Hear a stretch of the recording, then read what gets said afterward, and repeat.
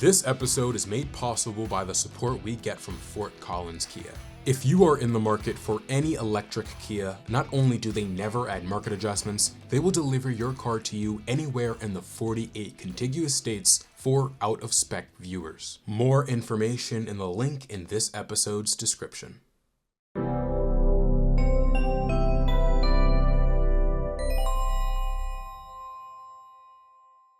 Hello and welcome back to the Out of Spec podcast. I just came back from Charlotte, North Carolina from the Ford Performance 2025 season launch event, where Ford takes pretty much all of their motorsport vehicles from NASCAR, drag racing, Pikes Peak, King of Hammers, Dakar, and many more and brings them to the Charlotte Speedway for media to test them out, see them, and experience them for themselves. Then afterwards, they had an event where they unveiled their Ford Mustang Mach-E NASCAR, as well as teasing the Ford Mustang Mach-E Pikes Peak vehicle. So you can tell the Mustang Mach-E is getting a lot of love. So last year at Pikes Peak 2024, the Ford Lightning Supertruck got a time of 8 minutes and 53 seconds, scoring first place. And then we had the Super Van the year prior in 2023, actually getting a better time of 8 minutes and 47 seconds. And I was told the Mustang Pikes Peak EV is meant to beat both of those, not only in time, but again, come home with a first place win. Now, I have a short interview with Zach Burns in just a few minutes, but he is an aerodynamicist and he is the F1 and EV demonstrator program lead, and he's an engineer, so he is helping move and work on these cars as they're demonstrated throughout the US. And he told me that the amount of aero on the Mach-E is insane. Now, we're going to go over it in a second, but from this picture alone, you can see that giant front wing there. It has a huge front wing. It looks a bit wider. I see a lot of diffusers, and of course it has that iconic large wing that we see on the Supertruck, but it looks a little bigger. And so, right, we saw a jump in aero from the Super Van to the Supertruck, and now we're going to see a jump in aero from the Supertruck to the Mach-E EV for Pikes Peak.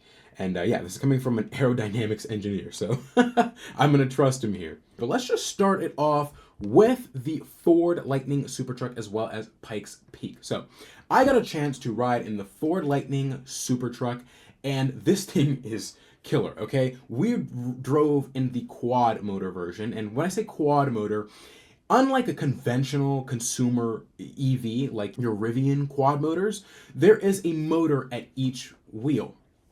However, in the Ford Lightning Supertruck, instead, it has these two motors in the rear. There's a tri-motor as well as a quad motor configuration. Now, for the tri-motor configuration and as well as the quad, the rear, there's two motors connected to a differential. And so instead, the motors are in the middle instead of really kind of behind the wheels. What this allows is double the power to one wheel. So let's say this is going up Pikes Peak around all of these corners, crazy changes in altitude. They're going up and up, taking tight corners without guardrails. So they have to make sure that this thing is sticking to the asphalt. And so let's say a tire loses some grip. It allows the motors to send double the power of those two motors to just one wheel. And so it essentially just creates insane power from this vehicle. The quad motor is 2,000 horsepower, and then the tri-motor, which same setup in the back, but then in the front, it's just one motor, creates over 1,600 horsepower. Well under 2 seconds, 0 to 60. But we rode in the quad motor version, and ripping around the track, this thing absolutely grips the asphalt. I was astonished. I also got to ride in a Mustang Dark Horse, and that was the first car that I drove. I was driven by Frankie Muniz, the actor from Malcolm in the Middle. Yes, he's a race car driver. And he was driving me around the Mustang, and I really got to feel what it was like to drive on this track. Then I got to ride in the Ford Lightning Supertruck with Romain Dumas. He's the driver of this Pikes Peak vehicle as well as the Super Van, and he's going to be the driver for the Mustang Mach-E Pikes Peak vehicle. And all of the turns that I was like, oh yeah, Frankie is driving really well. Like, he's taking these turns hard. It was double in the Supertruck. He is pushing acceleration on these turns I mean, full power. Where in the Ford Mustang, you're kind of slowing down a bit to make sure you're not overextending the vehicle and it loses grip. It doesn't have as much aero. This thing has so much aero. He is going full acceleration on the corners, and I'm like blown away. This thing is amazing.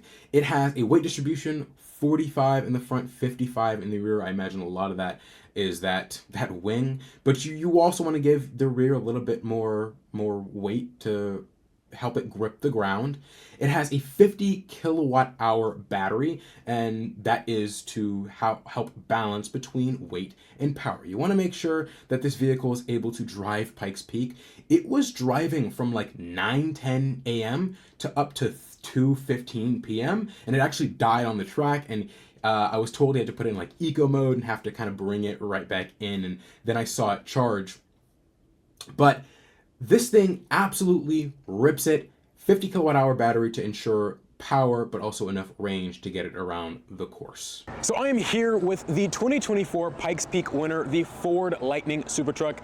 It got a time of 8 minutes and 53 seconds, beating out all of the competition. Of course, we saw the Ford Supervan the year prior in 2023 do exceptionally well as well. So I'm excited to see what tonight has in store.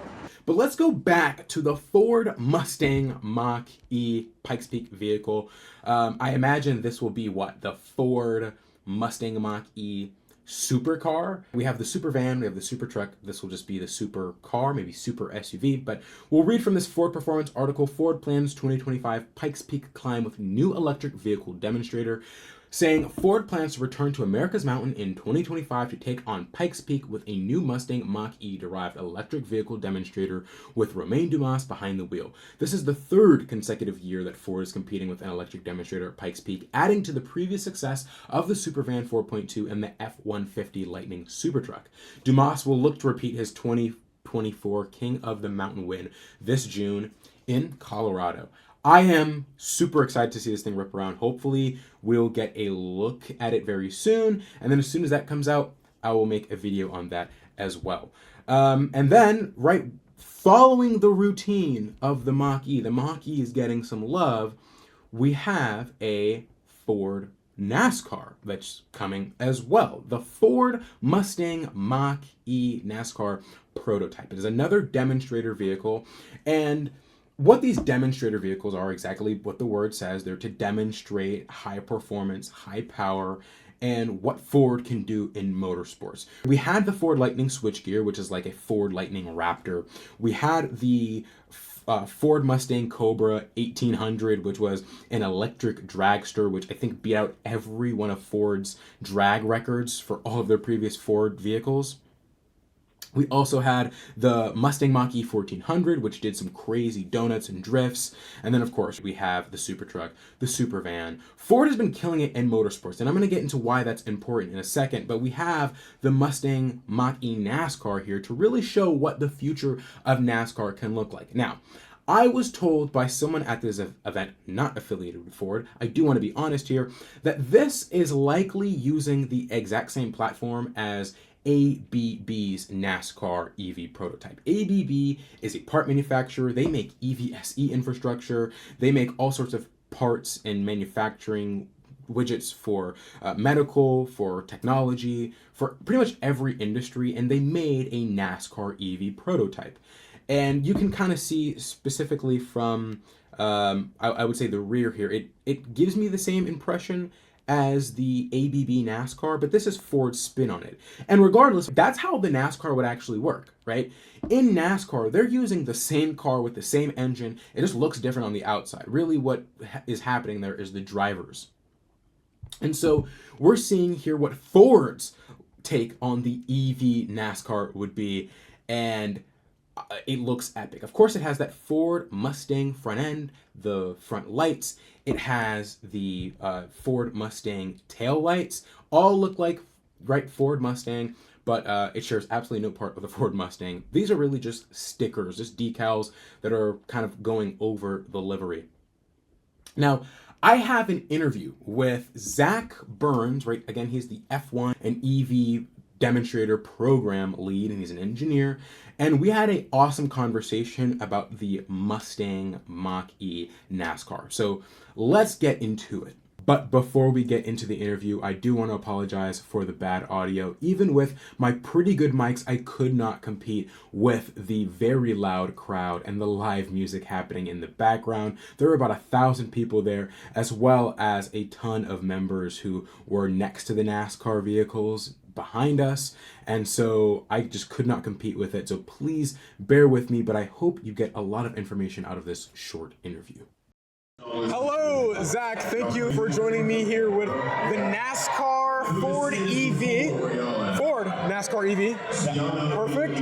Now, can you give us some specs, some details about this vehicle here, just off the top? Yeah, so this is a NASCAR inspired what the future could be as an EV. So it's an SUV-shaped vehicle.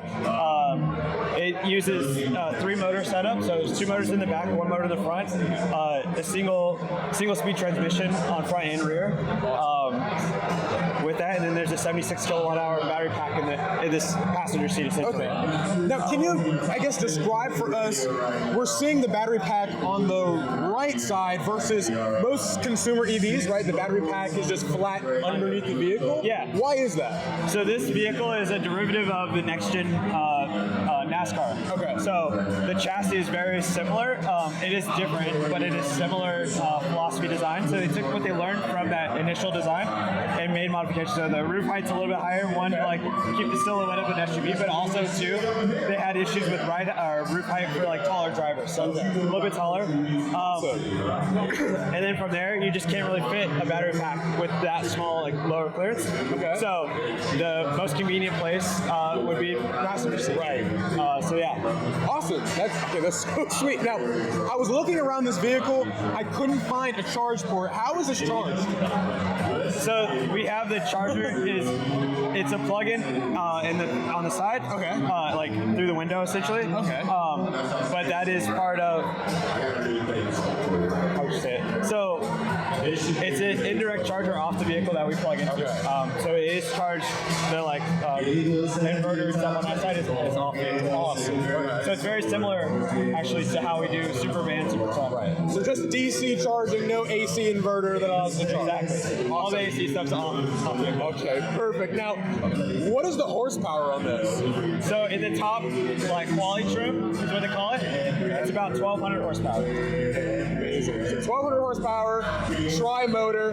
Now, the process between you working on a lot of these demonstrator vehicles, right? I just rode in the Super Truck. Yeah, amazing. Right, all of this, the electric vehicle demonstrator vehicles. What do you think the future of motorsports could look like, honestly?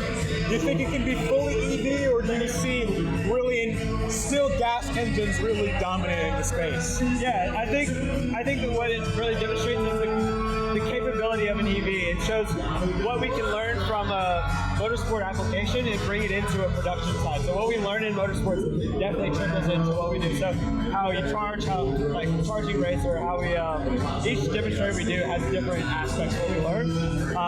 So whether it's Super Truck, what we're doing aerodynamics and chassis control stuff, or we do the drag cars, our powertrain.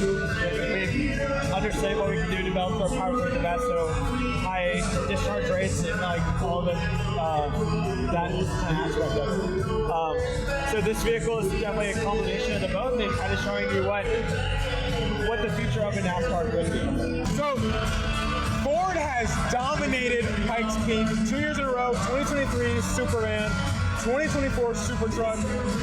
Crazy. We're seeing the other implementations Ford has here in the motorsport space. Are we expecting the same craziness in the Mach-E Pikes Peak car? I can say you can see the trend of how well the cars have progressed from Superman 4 to 4.2, how much more aero got, and 4.2 to Super Truck has been a big step forward. Okay. We're not planning on not staying consistent. We're always going to keep jump up more. So stay tuned. It'll be very, very interesting. Awesome. Thank you so much, man. Yeah, of course.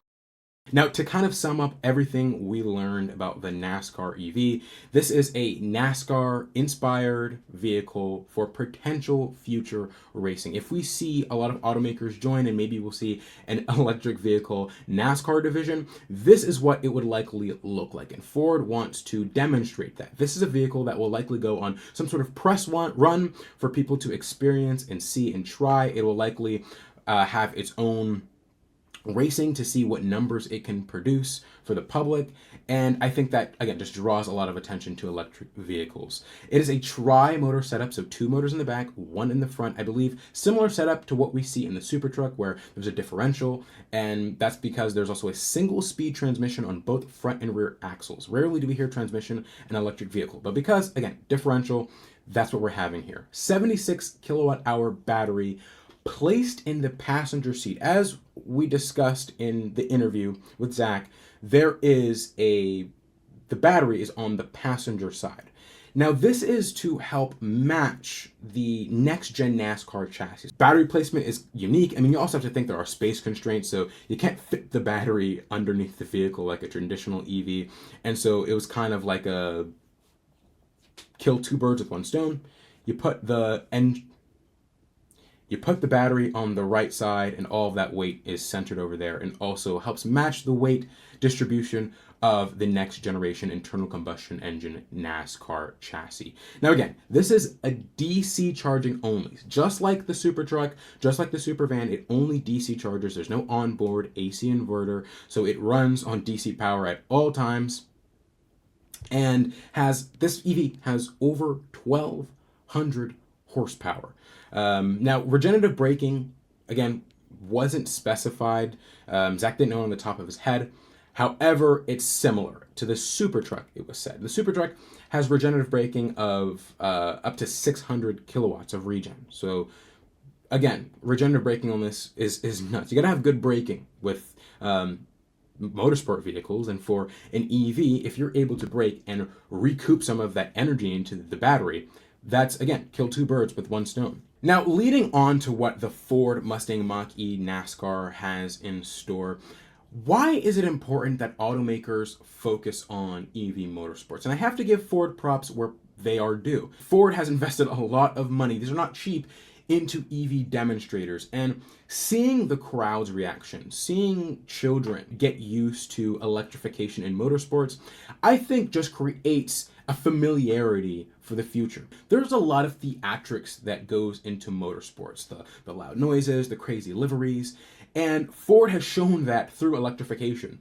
At the Super Truck Drive, when I was a passenger of this vehicle, you can really feel and even hear how loud the motors were. Now, inside it wasn't as bad, but if you're outside, you're just viewing the car driving by, the sound of the Super Truck's motors were competing with the V8s, which I know for some people, the whole benefit of electrification is the quietness, but I think a lot of what can make motorsports cool and EVs cool is the drama, the theatrics, the loud noise, the stupidness, for lack of a better term. And so if we can see more stupidness, more loud noise, I think, in motorsports, I think you're going to get the attention of people who like the theatrics of internal combustion engine motor racing and share a familiarity and love for it when it comes to electrification. And when I was at this Ford event, guys, I met people who are on total opposite ends, from people working at Ford in the Model E program, building electric vehicles, from people who are journalists writing things against electric vehicles, to just everyday people, to even people who work on electric cars or work on gas cars in their everyday life as mechanics or engineers. I can tell you, regardless of the anti-EV or the pro-EV stances, everyone loved the Super Truck. There was something shared between how crazy cool the Super Truck was. And so the point I'm trying to make here is I hope we see more automakers take notice of what Ford is doing, invest in what Ford is doing, because I'm excited now. I think I've become a huge fan of motorsports after this. I'm not someone who watches motorsports all that often. I might watch the Pikes drive because there's a lot of electric vehicles there. But now that I see Ford really just really in love with it and they have a passion for it, it makes me more interested. Now, kind of a fun fact here, why are so many electric vehicles doing Pikes Peak? We see it from Rivian, we see it from Hyundai, we see it from Ford. Well, this is because as you increase in altitude, there is less oxygen.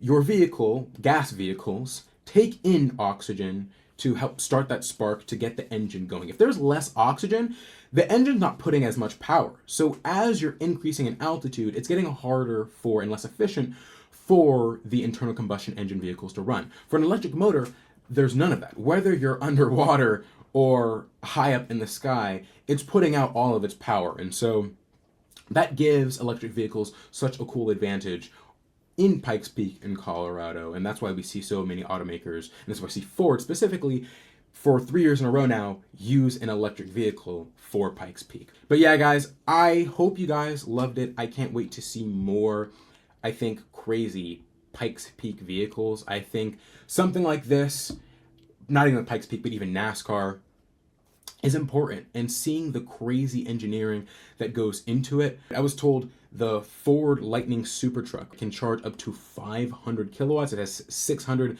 kilowatts of regenerative braking. Also, like the NASCAR EV, only DC charging. We have an entire video with Kyle, who was able to speak with the engineers. He was able to speak with Romain Dumas about what it's like to drive it. So if you want to check that out, it'll be right here on the iCard as well as the description. And so I recommend checking that out as well. Really good interview if you want to learn more about Ford's Ford's performance electric vehicles. But yeah, look, thank you guys so much for joining me. I had an awesome time at that event. If you have any questions, feel free to leave them down in the comments below, and I'll be happy to answer. Thank you guys so much for watching. This is the Out of Spec podcast. My name is Isaiah, and I will see you guys in the next one.